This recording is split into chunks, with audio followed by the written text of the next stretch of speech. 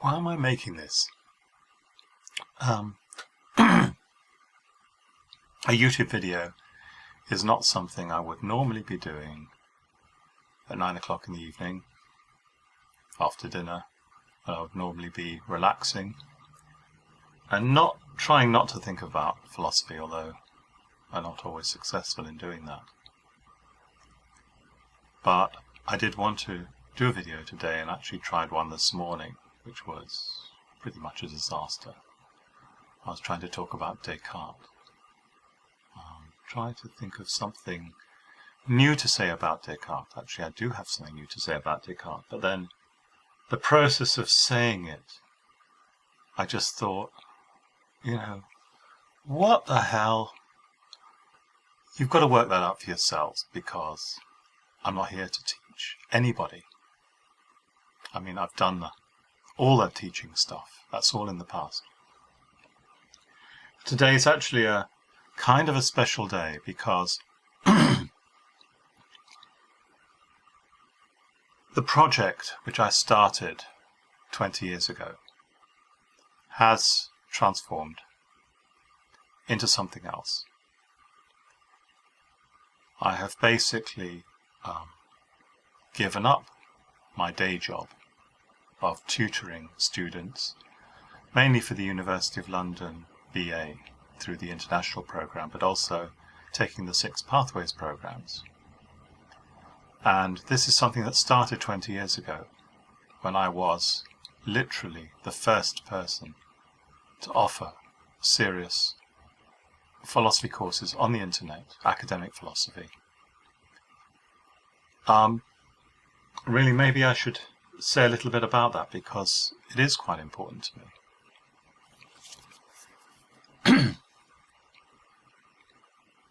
In 1994, my book came out, and there wasn't a great fanfare. It didn't make my name. I didn't become famous. It was just another book to add to the book pile. And there are many, many, many books published every year. And University of Sheffield gave me a course to do on metaphysics, and I absolutely did my very, very best to come up with something original. And that 20 lecture course eventually became one of the 6 pathways programs, the metaphysics program. But around 1995, I realized I wasn't going to spend the rest of my life doing part-time jobs with Sheffield University, Rotherham College, Workers' Educational Association, or anyone else who would have me. That was just a dead end. And so the idea of starting my own school of philosophy came about. So, okay, this isn't going to be some self-congratulatory thing about, how wonderful it was and everything.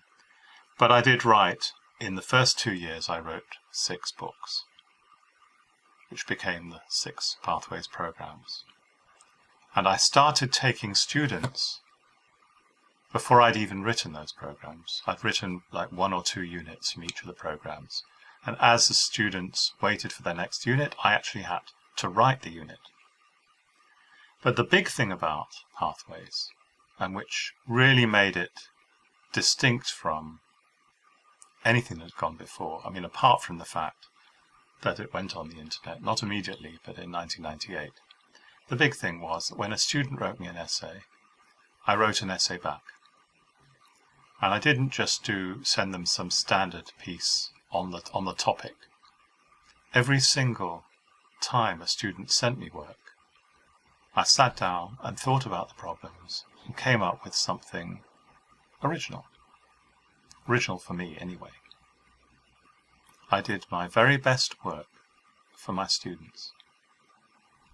And as evidence of this, I've put up a blog a while ago called Electronic Philosopher, where there's about just over 1,000 of these letters that I wrote to my students. I think in 20 years I did about 4, 5, maybe 6,000 of these letters. Each letter was around 800 to 1,000 words. Millions of words. And that was my best work. And in between doing this tutoring, I occasionally wrote an article. And these articles are collected on my Woodpaths website, but they're not. They don't add up. They certainly don't account for 20 years. They're things that I did in between running Pathways. I don't regret it at all, because I learned an incredible amount from my students.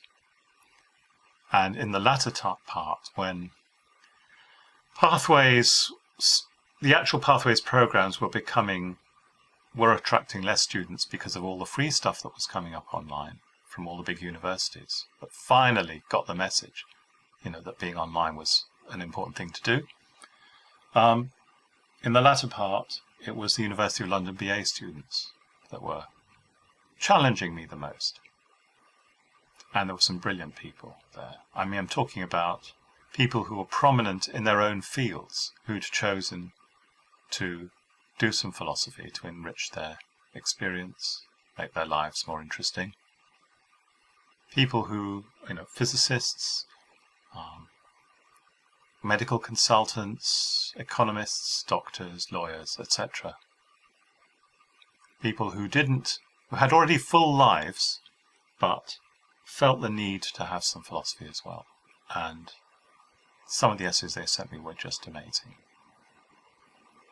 So that was a real challenge, and it improved me as a philosopher, interacting with all these people.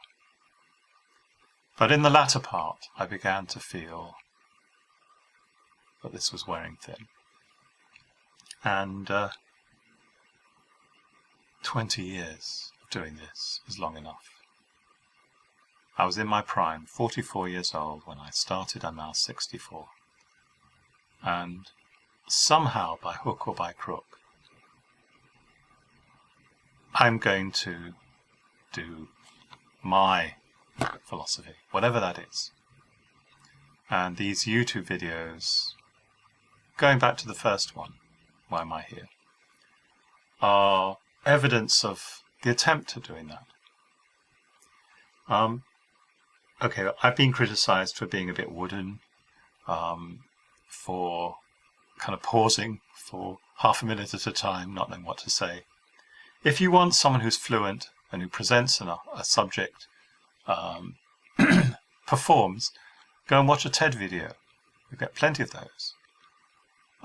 In these videos, I'm actually thinking in front of the camera, and I'm trying to give people watching the video, I'm trying to give you some idea of what it's like to actually be thinking, grappling with a problem. I've already talked enough about the problems that I'm trying to make progress with. And it's entirely possible that I will not succeed. It may be that these problems are conundrums. They are questions that genuinely don't have an answer. But I don't know that yet, and so I will keep pressing forward. I will just tell you something that kind of illustrates my attitude of mind. It's a dream I had the night before last. Okay, who talks about their dreams on YouTube? Okay, well, you're just going to have to listen to this one, because to me it's important. I used to live in London. I am a Londoner, in fact. You can probably tell from my accent. And I loved walking through London. I used to go on long, long, long walks, 10 or more miles, with my camera, and then with my philosophical notebook, and then sometimes with both. And I occasionally got lost. And right up to the present time, I get lost in London dreams, where I'm somewhere in London and I don't know where I am. I'm trying to find my way home, or my way to some place that I'm trying to get to. So on this occasion, I'm way, way out of the west of London, west of Victoria, right out, and there's this road, very, very broad road called Common, which may seem a very strange name. There's a place in London called Clapham Common, and common was a word referring to common land originally.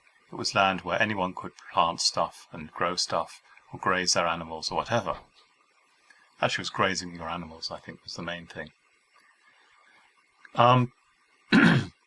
So Common is a bit of a funny name, but this was a road going from west to east, right across London. Basically following the Thames, although the Thames is quite a wiggly river. And what I wanted to do was I wanted to walk along the Thames. That was what I was trying to do. But I went down to the Thames and there was steep mud banks and grass, and I knew that if I tried to walk down there I would just tumble down and I'd end up wading in the river. And as I got further towards the centre of London, there wouldn't be any grass to walk on anymore. I'd just be wading in the water. So that was no good. And the alternative was walking along the Common, the big road that goes along the river. This doesn't actually exist, but this was the road in my dream. And I woke up tussling with this problem. I wanted to walk along the river, but I couldn't. And I just thought of, well, what do you do when there's no riverside path? You have to make a path. You have to go into people's houses and smash walls down and go across their back gardens and do whatever it takes to make a path. And that's kind of what I'm trying to do. I'm trying to make a path where there just is no path, and where it might offend a lot of people or it might get me into a lot of trouble just making the attempt to make a path.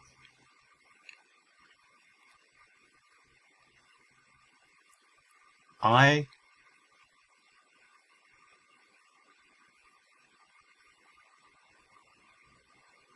can't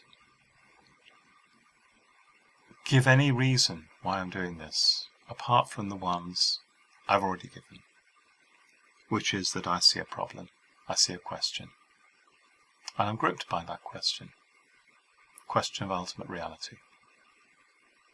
And I've studied philosophy for a long time, and I haven't found any philosophy that satisfies me. There's no path. I've been down those roads, they don't go where I want to go. So I have to make a path for myself, when I don't even know whether that such a thing is possible. So when you look at the other videos, I want you to keep that in mind, because there's always that question. This whole thing could be, I won't say a waste of time, but it could all be doomed to failure, because there just isn't a way of doing it. But I don't see that yet. And if I have to, as I said, upset a lot of people, smash down a few walls, I will do it. I mean, not for the fun of it, but because it's necessary. Because all the philosophers in the history of philosophy, or the history of Western philosophy, which is what I know, who've attempted to solve this problem have failed. And to me that doesn't mean that philosophy can never succeed. It just means that some other new attempt has to be made. It's not the end of the story. And so this is what I'm doing. And the next video, I guarantee, will not be harping on this theme. It will be actually about some philosophical issue that takes the inquiry forward in some way. I don't exactly know how, but if I make a video, it will be because I have something to say. And that's it for today.